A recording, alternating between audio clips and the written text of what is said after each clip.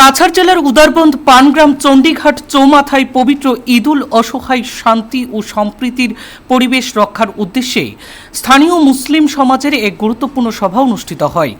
গরুকে জাতীয় পশু ঘোষণা করতে হবে গরুকে জাতীয় পশু ঘোষণা করতে হবে গরু কিনা বিচার চলবে না। সভায় এলাকার বিশিষ্ট ব্যক্তিবর্গ ও ধর্মপ্রাণ মুসলমান সমাজের গণ্যমান্য ব্যক্তিত্বরা উপস্থিত ছিলেন।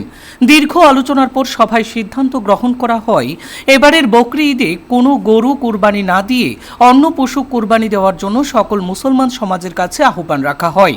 আজকের এই সভায় বক্তারা বলেন, দেশের এক বিশেষ সম্প্রদায় গরুকে মায়ের আসনে অধিষ্ঠিত করে শ্রদ্ধা করেন, তাই গরু কুরবানি ও গোমাংস ভক্ষণ অন্য ধর্মাবলম্বীদের মনে আঘাত দিতে পারে। তাই তাদের আবেগকে সম্মান জানিয়ে মুসলিম সমাজ খুশির এই পবিত্র উৎসব পালন করবে। বক্তারা আরও বলেন, ইসলাম ধর্ম কখনো অন্য ধর্ম বা সম্প্রদায়ের অনুভূতিতে আঘাত করার শিক্ষা দেয় না, বরং পারস্পরিক সহাবস্থান, শান্তি, সম্প্রীতির বার্তাই ইসলামদের মূল মন্ত্র। তাই ভাবনা থেকেই মুসলমান সমাজের পক্ষ থেকে গরু বর্জনের আহ্বান জানানো হয়।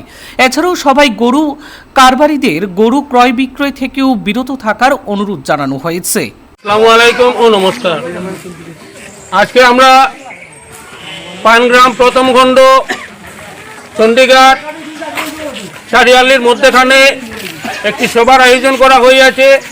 সেই সভায় আমরা সবাই মিলে একত্রিত হয়ে সরকার বাহাদুর আমাদেরকে যে নির্দেশ দিয়েছেন এবং যে বার্তা দিয়েছেন সেই বার্তা পালন করার জন্য সবাইকে আমরা